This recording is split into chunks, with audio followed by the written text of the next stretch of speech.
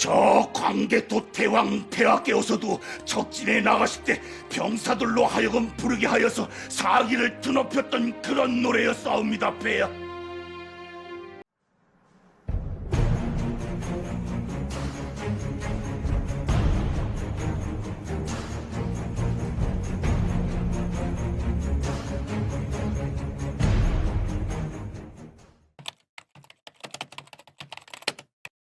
안녕하십니까. 분석 전문가 강주영입니다. 오늘은 연개소문에 대한 얘기를 할 거고, 연개소문은 저와 성향이 너무나 비슷하기 때문에 평소에 존경하던 인물입니다. 그런데 연개소문에 대한 평가가 너무나 가혹하고 너무나 저평가되어 있다라는 생각을 했기 때문에 오늘은 반드시 연개소문에 대한 얘기를 꼭 하고 싶었습니다. 연개소문 사망 이후에 고구려가 패망했다는 이유로 그 패망 이유를 연개소문에게 뒤집어 씌우는 사람이 굉장히 많습니다. 과연 우리 민족의 중흥을 이끌었던 위대한 영웅인지는 따져봐야 합니다. 혹자는 연개소문이 10년만 일찍 태어났다면 당나라가 안정화되기 이전에 고구려가 중국 대륙으로 진출했을 것이라고 아쉬워합니다. 하지만 그랬다가는 더욱 분노한 당나라를 상대해야 했을 것 같습니다. 오히려 고구려 멸망의 원흉은, 계기는 연개소문이 마련했다. 근데 연개소문이 워낙에 난폭하고 흉폭하고 그래가지고 전쟁용 고건무가 그렇게 죽임을 당하는데, 원래 왕이 부하에게 죽임을 당하는 것 자체가 그렇게 흔치 않은 일인데 죽임을 당해놓고 시체는 토막이 났고 시궁창에 던졌단 말이죠. 이러면 연개소문은 완전히 왕시혜자죠. 진짜 고건무가 그렇게 잘못했나요? 하나하나 따져볼까요? 보통 이런 평가를 하는 사람들은 중화사상을 가지고 있는 사람이라던가 식민사관을 가지고 있는 사람이 대부분이고요. 단재 신치호 선생처럼 민족사관을 가지고 있는 사람들은 절대 이런 평가를 하지 않거든요. 이런 행위는 과거에 중화사상의 학자들이나 식민사학자들이 과거에 평가해놓은 학설들을 마치 정답이라도 되는시 달달달 외워서 평가해놓은 것에 지나지 않습니다. 고구려가 망한 이유를 연개소문 때문이라고 뒤집어 씌우는 파렴치하고 몰지각 행위밖에 되지는 않습니다. 저는 오늘 이들의 오류를 분석하고 이 사람들의 논리를 완전히 깨부술 겁니다. 추모 상황이시 고구려의 역대 모든 열성저시. 고구려는 중국이나 소련에 비하면 작은 나라예요. 우역으로 얼룩진 이 나라를 바로잡으려 하옵니다. 아까 지도는 대략 이 정도가 맞는 거죠. 잃어버린 고구려의 드높은 기상과 영예를 되찾고자 하옵니다. 성왕이시여, 오늘의 일을 도와주소서. 단재 신치호 선생님은 자신이 집필한 조선삼국사에서 고구려가 전쟁에서 이긴 이유 중에 하나가 조의 때문에 이겼다라고 평가를 한 부분도 있습니다. 조의가 무엇이냐면 백두산에서 수련을 하던 그런 승려들을 얘기하는 거고요. 그리고 전쟁 시에는 특수임무대 활동을 했던 그런 집단이었습니다.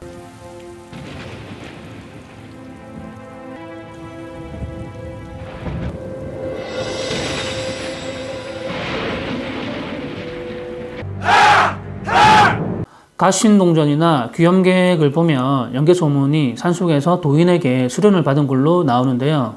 제가 볼 때 연개소문도 백두산에서 함께 조이들과 수련을 받은 것으로 추측을 할 수가 있습니다.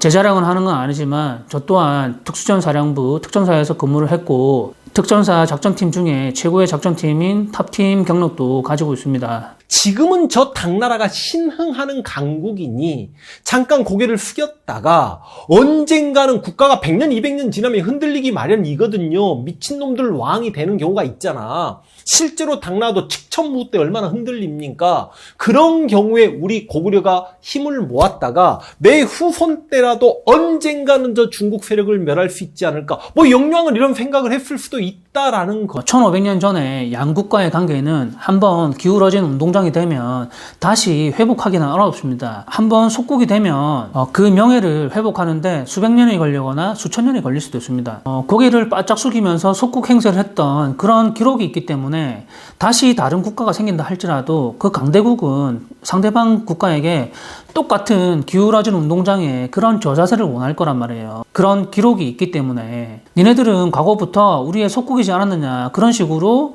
기울어진 운동장의 자세를 원한단 말이에요. 만약에 그런 상태에서 고구려가 멸망을 했고 그 이후에 발해가 건국이 되었다면 당에서는 발해에게 똑같은 그런 저자세나 속국의 요구를 했을 거예요. 한나라 자존심 살짝 숙이더라도 평화가 좋고 아름답다. 경관을 허물어버립니다. 그리고 또 봉역도 준 것도 잘못이다. 어떻게 고구려의 지도를 적국이 될 수 있는 나라에게 줄 수 있냐.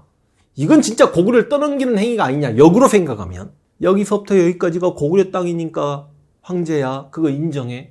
그 이야기로 받아들일 수도 있는 거고. 우리의 전쟁 기념관을 무너뜨린 거랑 똑같은 거고요. 우리나라 국방부에서 사용하는 중심 요충지들이 그려져 있는 그런 지도를 건네준 거나 다름이 없는 거고요. 당나라의 종교까지 배우게 하고 연개소문이 이것을 멈추지 않았다면 이세민의 다리 밑까지 기어가지 않았을까 저는 그렇게 생각을 합니다. 당나라는 수나라를 이어받은 계승국이고 수나라가 패전국이기 때문에 당나라는 그 손해배상에 책임이 있는 거예요. 당연히 고구려는 당나라에게 손해배상을 요구하면서 강하게 나가야 되는데 고건모는 저자세로 일관을 하면서 마치 패전국처럼 일관을 했단 말이에요. 이것은 마치 피해자와 가해자가 뒤바뀌는 형국이 아닙니까? 우리가 법을 모르면 피해자와 가해자가 뒤바뀌듯이 국왕이 사리분별을 하지 못하면 국가의 브랜드 가치를 바닥에 내팽개치게 되는 것이고 백성들을 아주 쪽팔리게 만들 수가 있는 겁니다. 지금은 백성들이 풍년가를 부를지는 모르겠사오. 그 얼마 후면 저 오랑캐들의 발 아래 가진 것을 모두 빼앗겼을 그땐 모든 백성은 통분의 눈물을 흘리게 될 것이옵나이다. 당나라는 수나라를 계승받았고 천자의 나라라고 해서 아주 자랑스러운데 이세민 입장에서 당나라 천자국 브랜드에서 딱 한 가지 오점이 있거든요. 그게 뭐냐면 최근에 고구려에게 두들겨 맞은 기록이 있다는 겁니다. 당나라 입장에서는 다른 국가들에게 조공을 받고 해야 되는데 그러면 질서를 잡아야 되지 않습니까? 당나라의 국가 브랜드를 높이기 위해서는 다시 고구려하고 전쟁을 해서 당나라의 브랜드를 올릴 수 있는 방법 말고는 없습니다. 그렇기 때문에 당태종 이세민은 가만히 있는 고구려에게 시비를 거는 것이고 억지 명분을 만들어가면서 고구려에게 전쟁을 하겠다고 선포를 하는 것이거든요. 근데 고건무가 저자세를 취하면서 속국의 행세를 하고 있으니까 얼마나 만만하고 달라는 대로 다 주고 있잖아요. 이 모든 걸 다 준다 하더라도 당태종 이세민은 시비를 걸거나 그 어떤 명분을 뒤집어 씌워서라도 아마 전쟁으로 짓밟으려고 했을 겁니다. 장군으로서도 훌륭했지만 왕으로서도 국제정세에 대해 냉철히 판단하는 훌륭한 정치가이기도 했습니다. 그 당태종으로부터 책봉을 받습니다. 고구려가 당나라의 신하국이 되겠다는 거죠. 고건모는 지난 전쟁을 치르면서 심리적으로 많이 피곤해져 있고 이세민 같은 경우는 이제 시작하는 통치자다 보니까 팔팔하단 말이에요. 그러다 보니까 고건모는 등을 보이게 되는 거고 이세민 같은 경우는 등을 보이는 상대에게 계속해서 괴롭히는 것이고 이제 물어뜯는 거란 말이에요. 그 명분이 뭐냐면 당나라와는 전혀 상관도 없는 고구려가 다른 민족을 괴롭힌다라거나 천하의 백성들은 자신의 자식과도 같은데 고구려가 그 백성들을 핍박한다는 그런 이유라던가 수많은 신료들이 참살되었다 하는데 그들의 죄가 무엇인지도 낱낱이 가려 고할 것이다. 연개소문이 국왕을 시해가지고 역적질을 했다 이런 이유인데 이거는 내정 간섭이지 않습니까? 다른 나라에 대한 이런 식으로 전쟁을 하고 싶어가지고 발작 버튼을 누르는데 고건모는 계속해서 퍼다 주니까 이세민 입장에서 어떻겠어요? 호구도 이런 호구가 있었겠습니까? 네가 호구인지 모르겠으면 네가 바로 그 호구다. 하지만 연개소문은 전성기 당나라와의 전면전을 택하면서 그러한 기회를 내던져 버렸습니다. 비록 그는 당나라의 침입을 막아내는 데 성공했습니다만 고구려의 국력은 치명적으로 쇠약해졌습니다. 결과적으로 그의 사후 불과 3년 만에 평양성이 함락되고 고구려는 급격하게 멸망했습니다. 사람은 누구에게나 부여받은 수명이 있고 기운이 다 되고 나면 자연으로 돌아가는 게 대자연의 섭리입니다. 10대의 생을 마감하는 사람도 있는가 하면 어떤 사람은 90세 이상 장수를 하면서 명예롭게 살아가듯이 어떤 국가도 마찬가지 100년도 안 돼서 멸망하는 나라가 있고 어떤 국가는 그리고 수백 년 이상 이어갔던 동방의 나라들은 천손의 국가라고 해서 수백 년 동안 그 명맥을 이어갔던 그런 국가들이 있습니다. 있습니다. 모든 자연의 생물들은 죽었다가 다시 태어나고 봄이 오면 겨울이 되고 다시 봄이 오고 순환하는 과정을 거칩니다. 이게 바로 대자연의 원리거든요. 고구려라는 국가도 그 기운이 다 되고 수명이 다 됐는데 고건무라는 사람이 벽에 똥칠을 하고 바지에 오줌을 싸면서 이세민의 다리 밑에까지 기어 들어갈 그런 행위를 하고 있으니까 연개소문이 조용히 보내준 겁니다. 연개소문이 고구려의 최후를 명예롭게 잘 마무리를 했고 그것을 후대에 잘 넘겨주었기 때문에 발해라는 나라가 건국할 수 있었던 겁니다. 대소문아, 죽고 멸하는 것에 뭘 그리 연연하느냐. 천년 후에 다시 태어나고 또 죽고 또 태어나고 하는 것이지. 허나 미래는 현재에 의해서 얼마든지 바꿀 수가 있사옵니다. 어떠한 힘도 대고구려의 위대한 힘을 가로막을 수는 없을 것이옵니다. 이 세상에 영원한 것은 아무것도 없다. 마지막 일들을 정리하거라. 다시 이 땅에 태어날 새로운 고구려 말이다. 새로운 고구려라는 건 같은 깃발 아래에서 힘을 합쳐서 싸우게 될 것이다. 그때까지는 절대 죽어서는 아니 된다.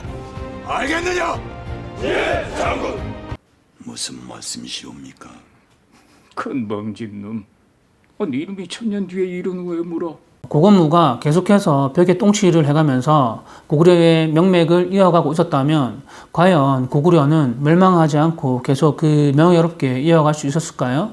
제가 봤을 때는 더 비참하게 최후를 맞이하지 않았을까 저는 그렇게 생각을 해요. 아무리 후대에 연개소문에 대한 자료가 없다 하더라도 중화사상에서 기록해 놓은 그런 자료들을 보거나 식민사관 학자들이 공정을 해 놓은 그런 자료들을 보고서 그 내용을 그대로 받아들이고 똑같이 평가를 한다는 것은 우리 고구려의 후예가 아니라 다른 지역에서 물 건너온 그런 이민족의 후예일 가능성이 매우 큽니다. 이세민도 형제들까지 죽이고 황제가 되었고 백성들의 고유를 짜내가지고 전쟁을 일으킨 장본입니다. 형제들까지 수단과 방법을 가리지 않고 죽이고 난 다음에 자신이 원하는 것을 얻는다면 이세민은 소시오패스에 가깝고요. 그것도 모자라서 억지 명분을 만들어가지고 남의 나라에 쳐들어가기 위해서 자신들의 백성들의 고의를 짜내가지고 전쟁을 일으킨다고 한다면 죄의식이라고는 눈을 씻고 찾아봐도 찾을 수 없는 전형적인 사이코패스입니다. 제가 하고 싶은 말은 통치자를 평가함에 있어가지고 일개 개인을 평가하듯이 그런 식으로 평가를 하면 안 된다는 얘기를 하고 싶은 겁니다. 저번 시간에 역사 강사가 자신은 이순신 전문가라고 하면서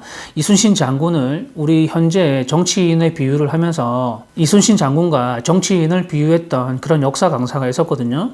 이순신 장군께서는 그 오랜 시간 전장에 계시면서 이재명 후보를 기다렸습니다. 이재명 후보를 처음 만났을 때 느낌은 일단 피부가 너무너무 좋았고 현재 정치인은 과거의 정치인과 비교를 하는 건 어쩔 수 없지만 이순신 장군과 비교를 하는 거는 부적절하다고 봅니다. 전하, 아직 신에게는 12척의 배가 남아있사옵니다.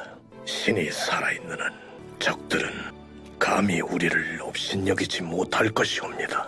그리고 이순신 장군은 13척의 함대를 가지고서 외놈들의 333척이 넘는 그런 함대를 깨부수고 전쟁의 의욕마저 상실하게 만든 그런 영웅 중의 영웅입니다. 그런데 민주당은 170석이 넘는 국회의원을 보유한 거대 야당인데 어떻게 이순신 장군과 똑같다고 비교를 할 수가 있습니까? 이순신 장군을 모욕을 해도 정도가 있지 이거는 도가 지나쳐도 한참 도가 지나쳤습니다.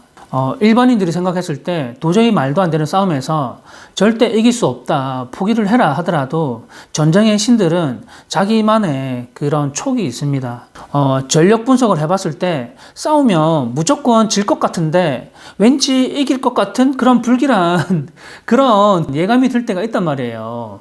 제가 전쟁을 한 건 아니지만 저도 개인과 개인대 싸움을 한 건 아니에요. 여러분들도 알만한 사이비 종교단체에 언더커버 활동을 하면서 들어가서 사이비 종교단체와 싸운 적도 있었고요. 그리고 노동부하고 싸운 적도 있고 검찰에 표적 수사를 당해가지고 검찰과 싸운 적도 있었습니다. 보통 일개 개인이 검찰에게 이제 기소를 당하면 자포자기하게 되는데 그 이유가 뭐냐면 검찰은 권력을 가지고 있고 이미 이미 혐의를 다 만들어 놓고서 법원에 기소를 하는 거지 않습니까? 그래서 검찰의 승률은 99.9%가 되는 겁니다. 검찰이 만들어 놓은 그 결과물을 뒤집으려면 검찰의 권력보다 더 크거나 검사의 실력보다 더 뛰어난 실력을 가지고 있어야 하는 겁니다.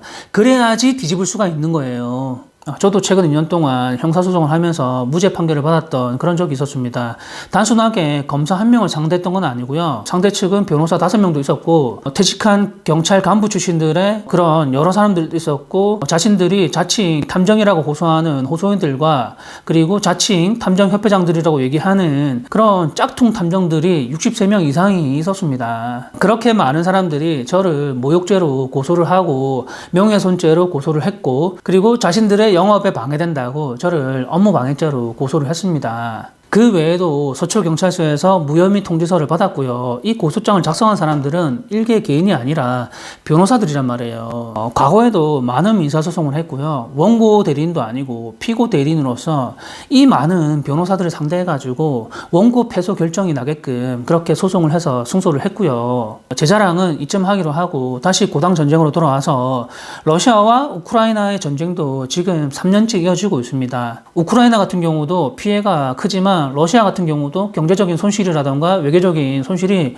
굉장히 큰 것으로 저는 알고 있습니다. 만약에 여러분들이 통치자라면 젤렌스키처럼 끝까지 대항해서 싸울 겁니까? 아니면 아이고 잘못했습니다 하고 바짝 엎드려가지고 처음부터 우리가 잘못했습니다 이런 식으로 대응할 겁니까? 이번에는 크림반도까지 드리고 그리고 또 원하는 게 없는지 저 자세로 일관하면서 계속 퍼다 줄 겁니까? 고건무가 그런 전례를 한번 만들어버리면 그 뒤로부터는 계속 쭉 이어지는 겁니다. 1500년이 지났는데도 중화인들은 대한민국 국민들을 어떻게 생각하고 있습니까? 자신들의 속국이라고 믿고 있고 전 세계의 사람들에게 자신들의 속국이라고 떠벌리고 있습니다.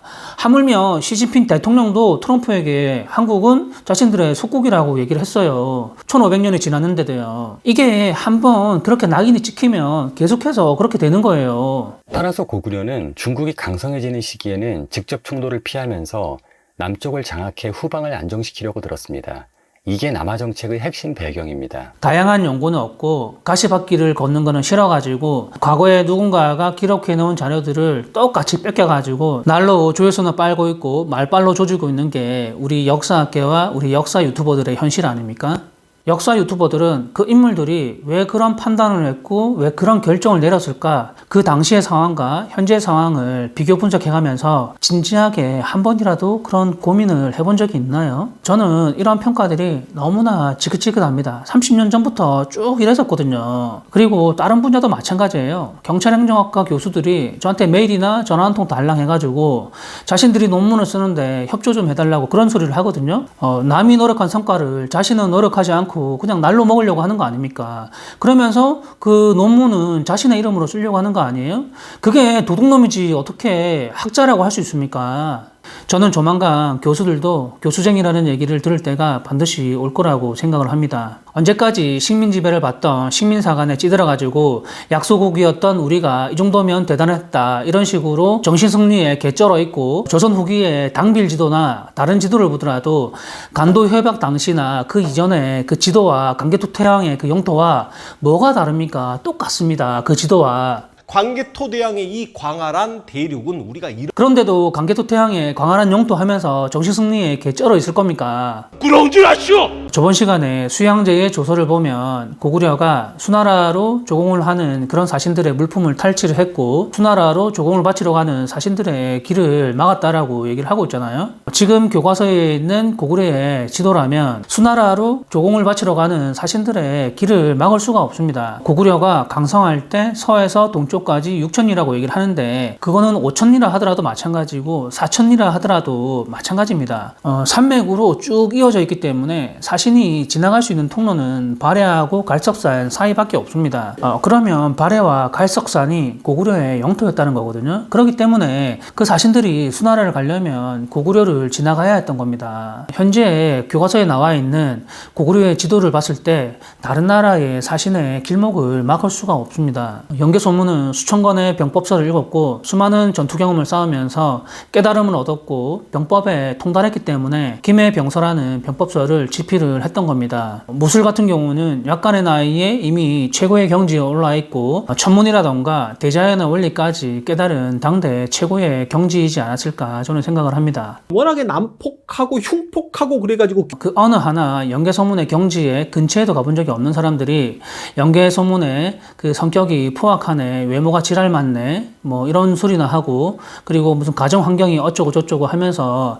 연개소문을 뭐 MBTI 분석하듯이 이런 식으로 평가를 하는 건 저는 좀 아니라고 봐요. 우리가 알아야 될 거는 역사는 계속 반복되기 때문에 중국도 여러 나라로 쪼개졌다가 다시 합쳐지기도 하고, 우리 같은 경우도 컸다가 지금은 쪼개질 대로 쪼개져 가지고 병아리 오줌 만큼 지금은 쬐끔하잖아요.